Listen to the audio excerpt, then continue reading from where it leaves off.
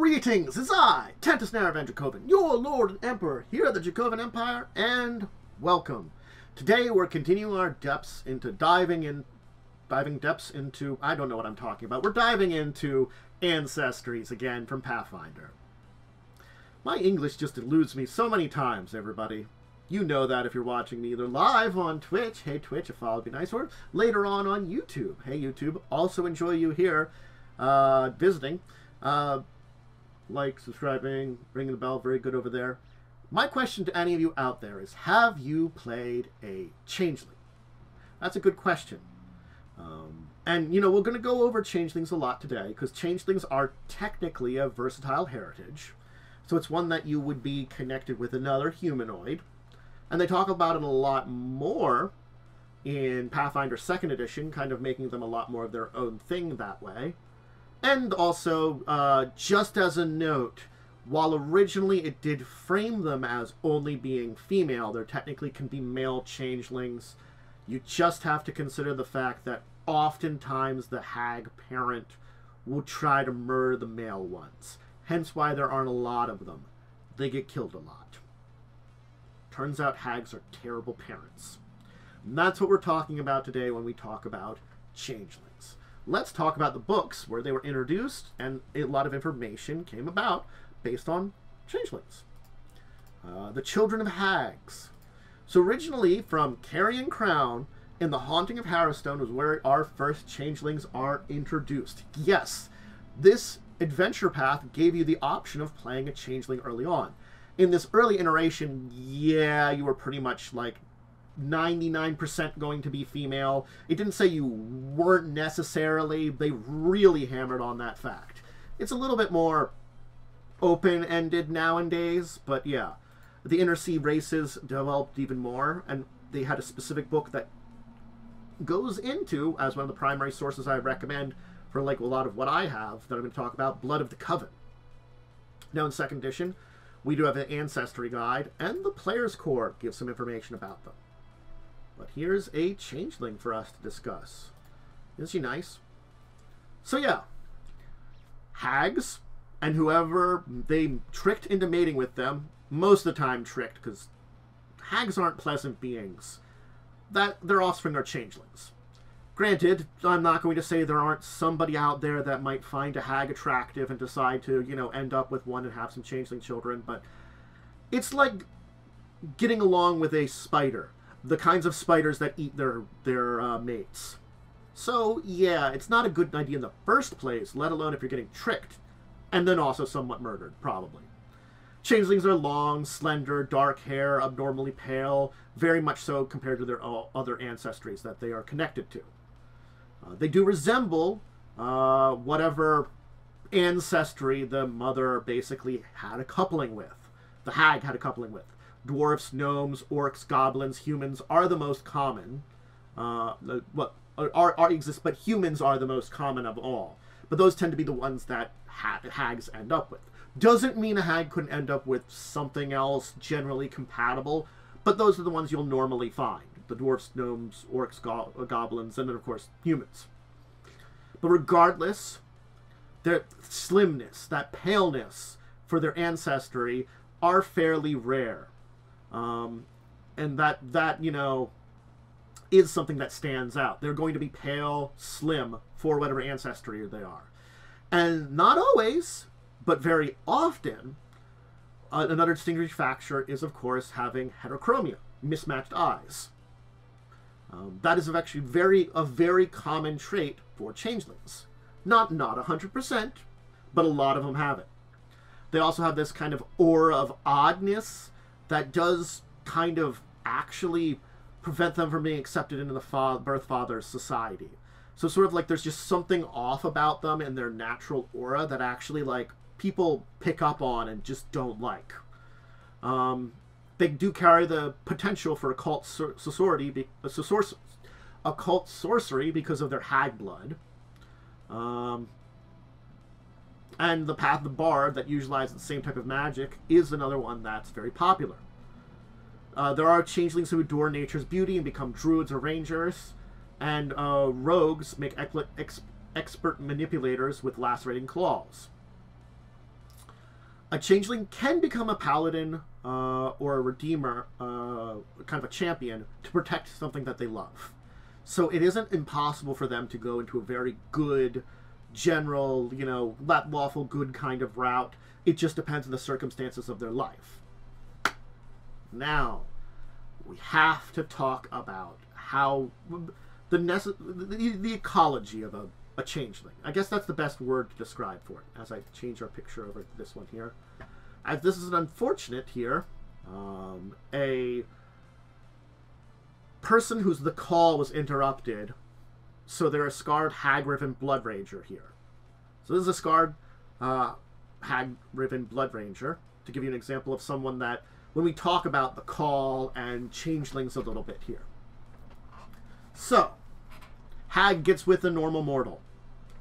Most times, the hag then murders and eats the father before they can ever see their child.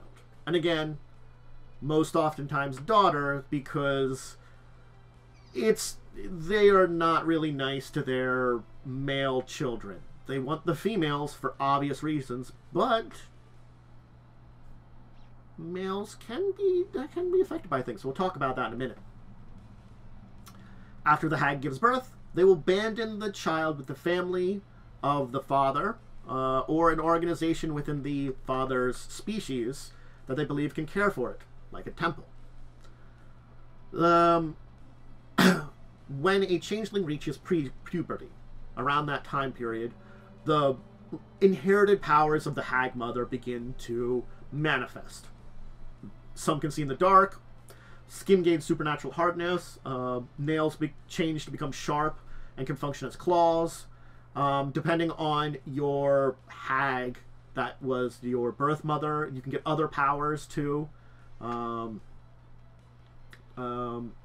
children of dream thieves and night hags can resist magic. Can resist magically compelled sleep and dreams. Kind of things like that. That there would be unique examples depending on what hag was your mother. They're also fundamentally infused with inhuman magic. So many of them will become sorcerers, witches, or drawn to occult or primal magics because of those strange powers. Despite these differences, even though, there is a chance that a changeling can be completely unaware of their supernatural origin. They can be completely unaware that they are a changeling. These things can be subtle enough sometimes that they just don't notice them. But then we get to the call, which is an unfortunate person that the call was interrupted for and, had to change for them because of that, leading them to be what they are, the Blood Ranger. But basically around the same time they begin to develop new abilities, they begin to hear what is called the call. It's a psychic cry issued from the hag mother that is designed to lure them away from their communities, their foster communities. Most changelings do feel it as a lust to wander, but the origin is much more sinister. A changeling mother forms a coven with at least 2 other hags to summon their children home. Those who follow are abducted and subjected to horrific rituals that harness their innate magic and twist them physically eventually into the birth of a new hag. So yes, that's the result of the call. They call on their children and transform into a hag. There are changelings that are subjected to rejection and persecution that embrace this metamorphosis. While those with stronger social bonds or deep druidic beliefs can resist it and live out their mortal lives as changeling exiles. So basically, changelings that are not connected to their mother at all.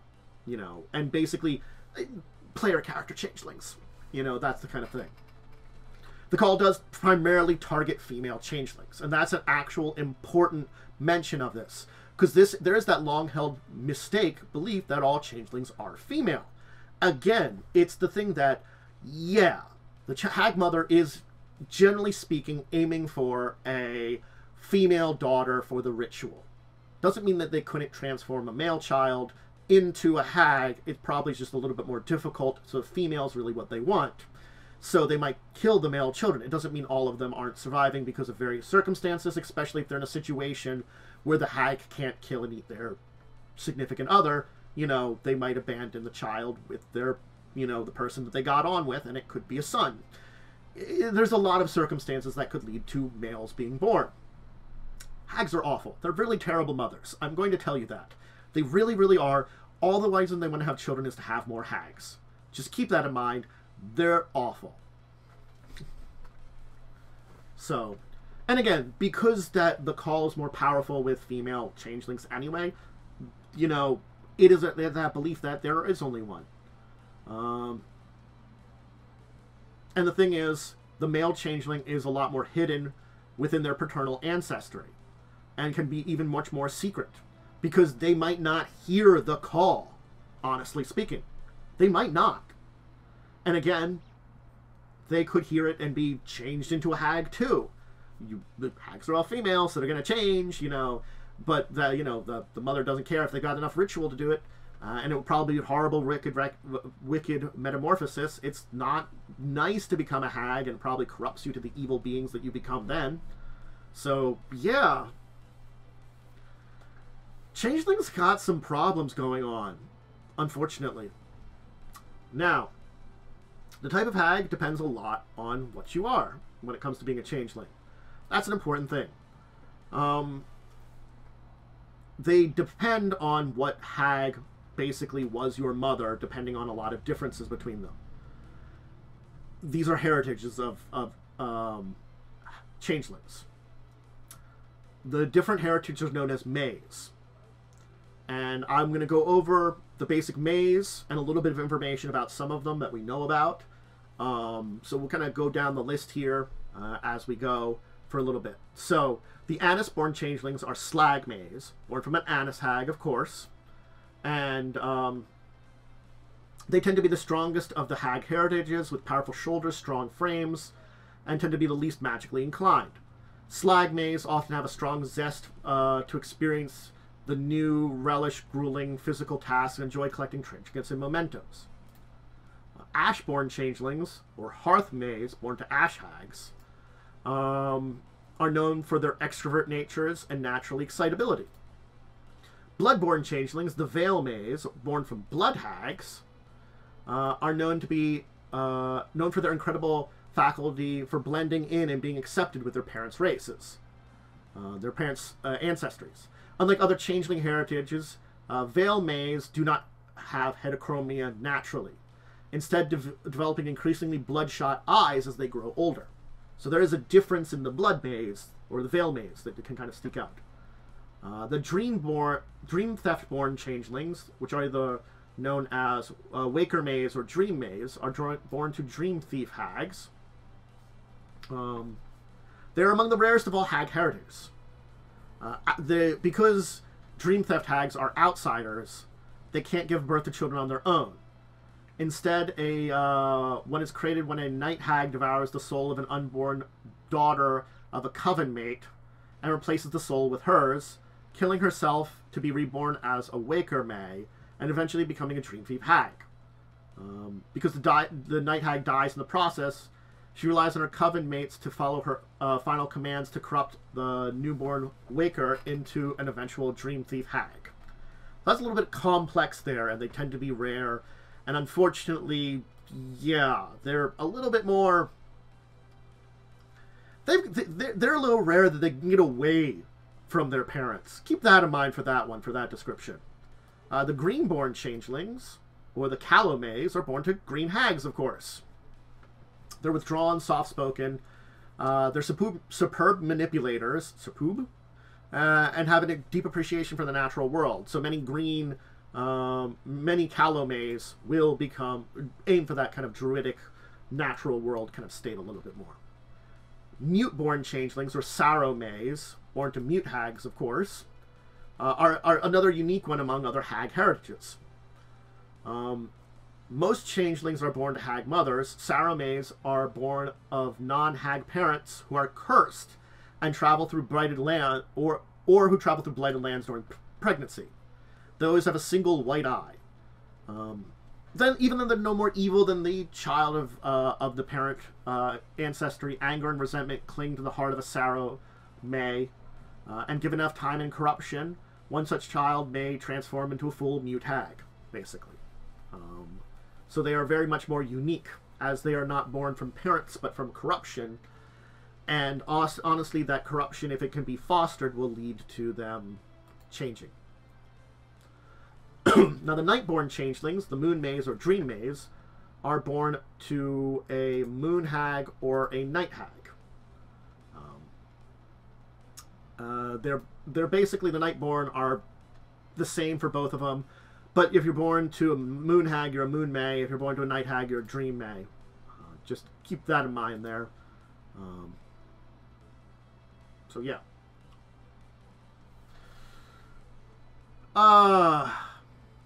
And again, it's the process of creating a Nightborn changeling is the same one, or a Moon May changeling, a Moon May or a Dream May is this, again, it's the same. Remember, I'm saying Dream May here because it's the same thing. The Night Hag is attempting to create a more powerful Dream Thief Hag. A Night Hag is also an outsider. So it's the same ritual. It's just, you know, the various places in the progress.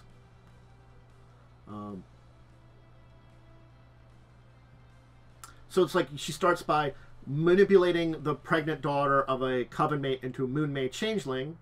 And that'll be transformed into Night Hag after death. And that's the basic thing of creating another Night Hag. And that's the same thing for, you know, the Dream May then becomes the, you know,